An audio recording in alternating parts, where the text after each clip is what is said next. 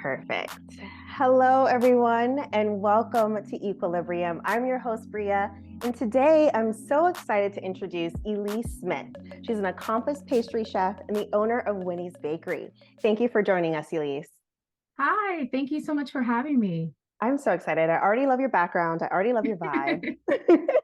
Tell me what did you bake today? Have you baked anything today? Or like what was the last I'm thing you baking baked? pound cake later. I am. So he's fine, but my father had a procedure, so he loves pound cake. It's his mom's recipe. So I'm actually going to be baking that for him later today. Nice. Is it like 11 pound cake? So, funny enough, during this season, I've been getting really, I'm sorry, I have an eyelash. It's I've okay. been getting very playful with kind of like the glazes and things I love to do. Mm. And my nieces love blood orange, so I might do a blood orange glaze. Um, it won't be in season much longer. It's on the out now, so Mhm. yeah, getting that last little bit. Oh, do you use all fresh ingredients? I do, really seasonal as well. Um, I think a lot of people they kind of, shy away from learning those things.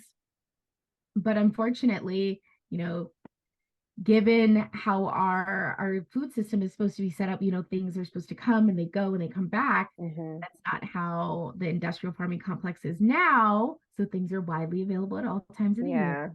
Yeah. Don't I'm not a snob. I've been a foodie. I do it all the time. I buy out of season, but it's not a normal practice. So Yeah. yeah, I do. I use fresh ingredients. I have a local produce provider that I love, Frank's Greenhouse and Produce. Hmm. Couple small black farms and my local farmers market in Harrod County, and also the 32nd Street Farmers Market in Baltimore. Yeah, that's where I get all of my stuff, and it's just wonderful. I'm sure it is like delicious just thinking about it. The blood orange, the glaze. I've seen something where you did a strawberry glaze or something like that. Okay. So I I'm have like, done a strawberry glaze. Most recently, on hmm, my show, I did a blood orange olive oil cake with it's love a a good blood orange pastry. rosemary olive oil cake, and it has a blood orange drizzle with citrus, and it's Ah, delicious, and it's got this lightness and this effervescence, and it's luscious from the olive oil. It's a whole thing. I'm already getting hungry. I like can eat I'll pound have to bring you cake. something. I mean, please do. But at least I want to know about your background. Tell me, where you grew up. Yeah, so born and raised Columbia, Maryland. Um, I love this area. I think when I was younger, and I did for a little bit, but I think when I was younger, I thought I would like move away and like Yeah.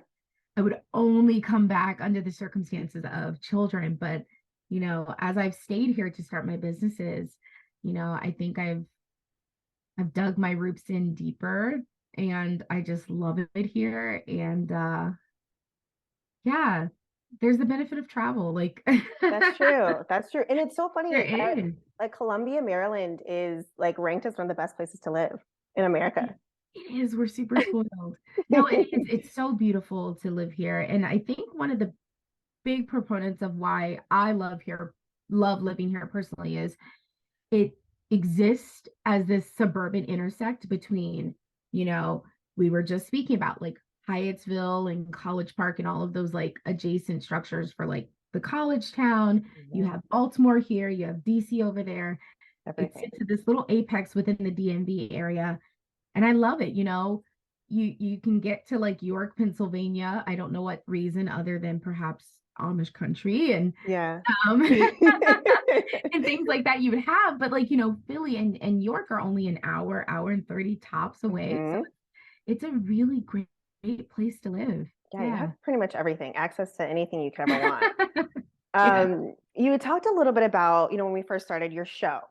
So I want to Mhm. know all about the show. I mean, what an amazing opportunity. Thank you so much. Yes, it has been, and it continues to be. It brings me to people like you.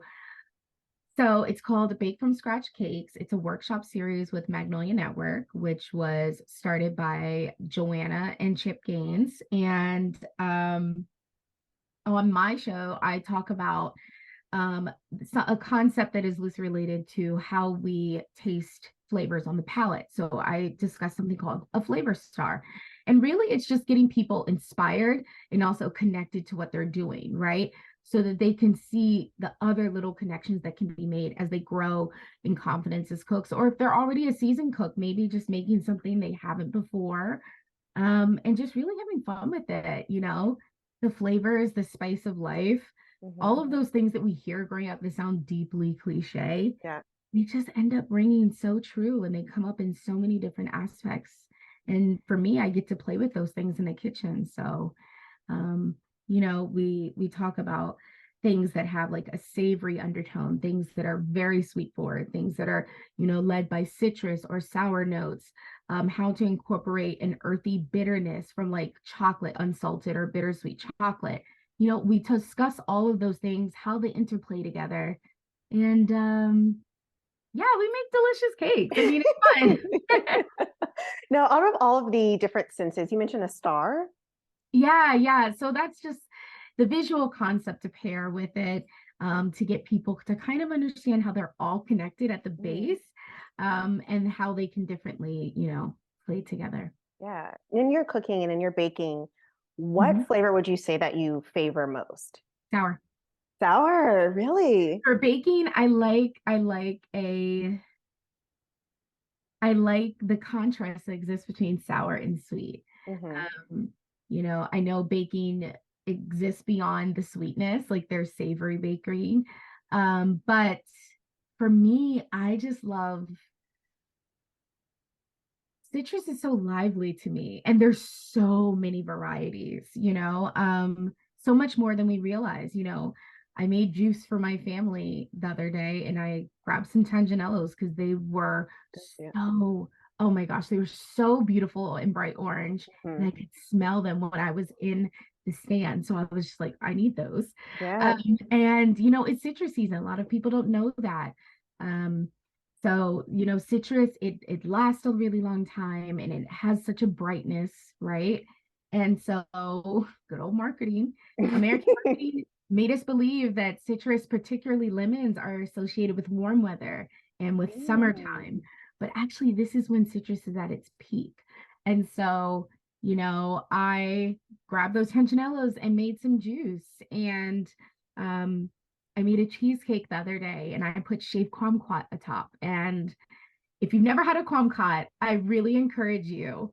Bria, I think you'll love it. Have you had one? I want to say my mom has given me one before, but I Okay. can't really remember.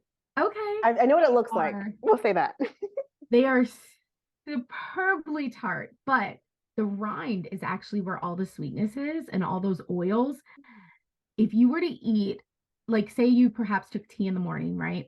So Hmm. your palate's really clean, it's very fresh, and it's also kind of hitting in the middle, right? And you were to eat a kumquat, I'm telling you, 2 hours later, when you just get a huff of breath, you're going to still taste those citrus oils. It's Really? so delicious, in my opinion. Some people are like, "Ooh, that's a lot." It's Um, okay. Well, if it's sweet, I'll like it because yes. I don't like sour. Okay. I don't like sour things. Like I'll eat them, but like I'll drink lemonade and like stuff like that. But most of I really I like love the honesty. She's like, "Yeah, mm-mm." not for me. You're like, I like sour. I was like, nope, nope. I want to know about your background. When did you start cooking? Like, were Yeah. you taught how to do this, or how did this come to be? Who are you? Oh gosh. Oh gosh. Yes. So, I'll dive in deep, but essentially I am self-taught. But that is an elaboration on my foundation. And my foundation was taught and fostered from my maternal grandmother. So that is Winnie. She is the namesake of my bakery, Winifred. And I learned under her tutelage. I think everyone, or most people are fortunate enough to have some lovely story about how they baked with their grandmas or something like that. And I have those, and those are so sweet and so lovely. But I've felt the need to tell people this this further truth. Whenever I would tell people that, they were like, "Oh, I did this. I'm lovely." I'm like, "Yeah, I did that, and that's really sweet." No, I was working. My grandmother was working, and I grew up with very entrepreneurially minded women in my family. And my grandmother had Jeannie's, a bakery in PG County. And, they were very busy individuals. My parents were getting their masters, but yep, both of them, when I was growing up, were getting their masters. They now have doctorates. But, that was one of the ways to keep us busy. It kept us busy. She knew where we were, what we were doing. We were learning something new. And I keep telling people the amount of confidence, self-awareness, capability that can be fostered by allowing children to be involved in what we perceive as adult tasks. For me, in the kitchen with my grandmother, it's the most beautiful thing.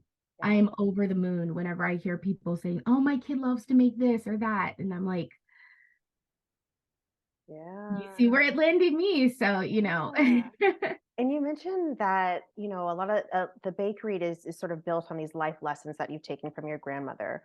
Mhm. Which of those lessons would you, or just one, would you say that you embody daily, like while you're baking or just, living? Gratitude. Mm. Can I give you 1.5? Yeah, yeah. And fleeting, and to Okay. enjoy, like to be present.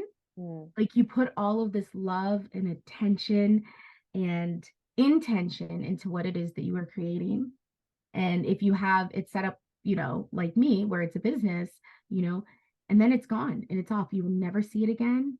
It is to be enjoyed and savored, digested, and it becomes a part of that person. But no matter how perfect your recipe, no matter how detailed in execution you are in your technique, you will never make that one again. And so then, Mm. I get to sit with the gratitude that someone wanted to make something that I created a part of their life, and they were patronizing my business. We talked about a little bit about the star and the senses and the tastes. And you actually are like a real recipe writer. Is that how I should put Yeah. it? Yeah. Um, as a recipe writer, you put a lot of your different recipes into categories Hmm. like joy, healing, growth, and there's a fourth one, Loss. loss. Talk to me Yeah. about why you chose those categories. Because it's emotive, right? Like, I feel like eating is so much more than eating. The act of eating or satiating or nourishing ourselves is deeply important, but it's also the whole cultural and sociological aspect of it, right? And so many of us pair food with emotions and or memories. And that's kind of always the lens in which I have viewed food and the making and sharing of food through. Um, and so, for me, it just felt very natural. As I have ventured into a more public space in my career and talking with literary agents and such, they love it, but they are a little bit lost at how that comes together. But Mm, for me, those are the four major pillars of how I categorize food or my relationship to food or recipes. And so, I find there are certain recipes I find so healing, or I associate with the time I was going through healing, which is honestly a state of constant. yeah. But um, things that I just found so grounding, so restoring to me. So I was like, that's healing. Things that I either made to get through a loss or that I ate during loss, and I found it brought me however little, just a modicum of comfort.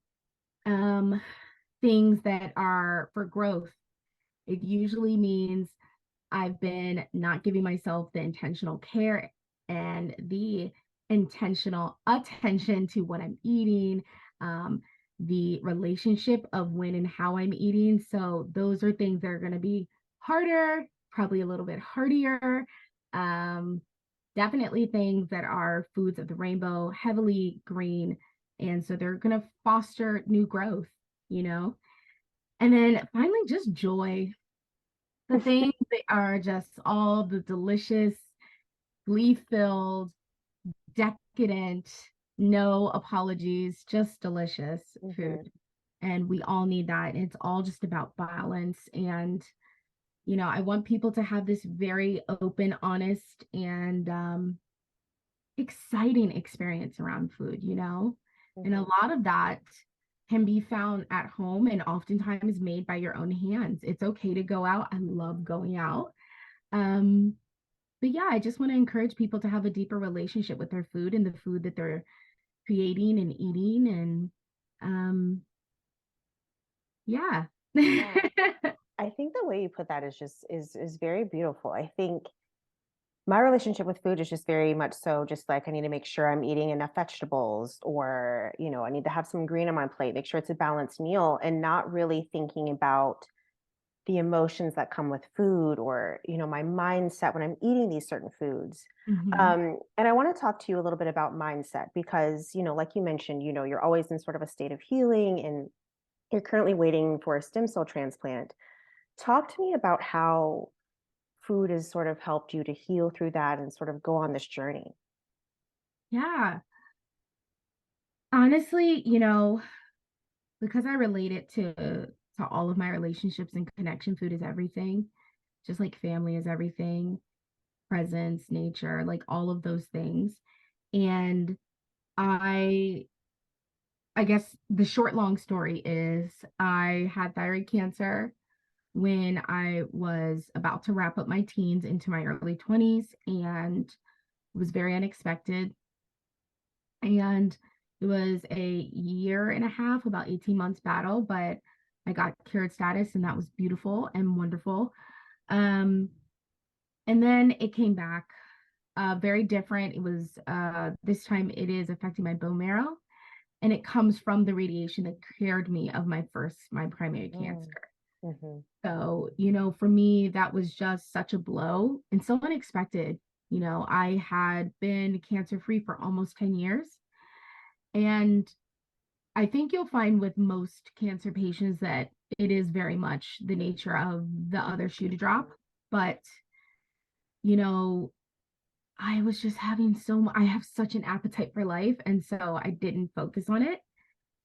And then when I got the new diagnosis, I was in the height of my next transition, right? Everything's peaks and valleys. And I was standing on the precipice of this new exciting venture. Um, I was a freelance and still am a freelance recipe developer and food writer. And I was starting to get my food into the television space, which I now am. And I was just like, I can't believe this is all happening now. And the only thing I could really do was to exercise a full sense of control Mm. and step into the kitchen.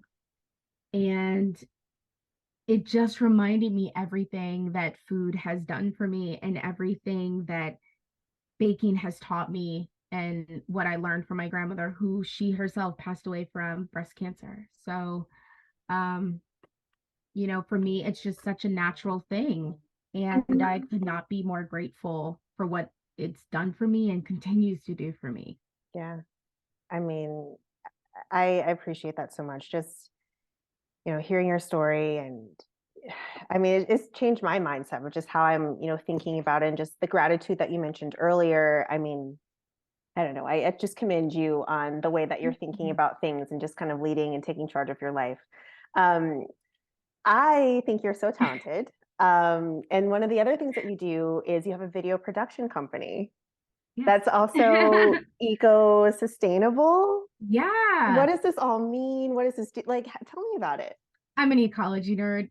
I care very deeply and I take it very seriously. And I'm very passionate about the symbiotic relationship between us upright living organisms and the world that we live in, that we inhabit. Um, it's not lost on me the impact that we all have on the world and how we don't treat it. And this is a bigger, longer conversation, but I think it's very indicative.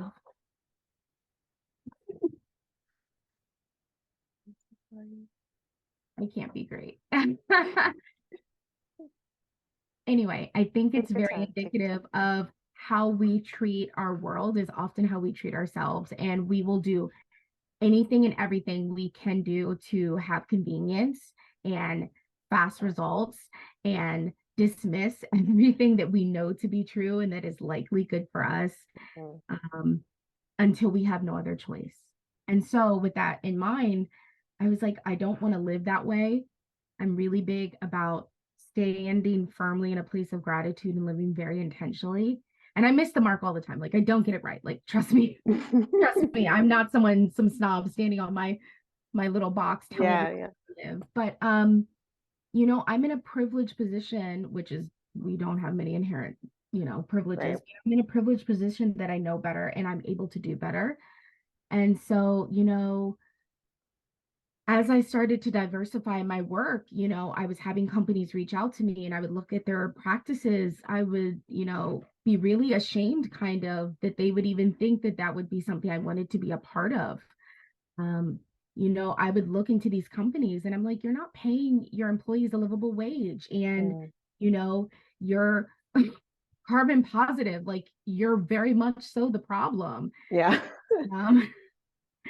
Um, I just thought to myself one day, I was like, I can do a small part that would like have an impact. I know Mhm. everyone thinks they won't, but I was like, but that's quite literally how things are done. Right. Someone decides to do Yeah. something. Yeah.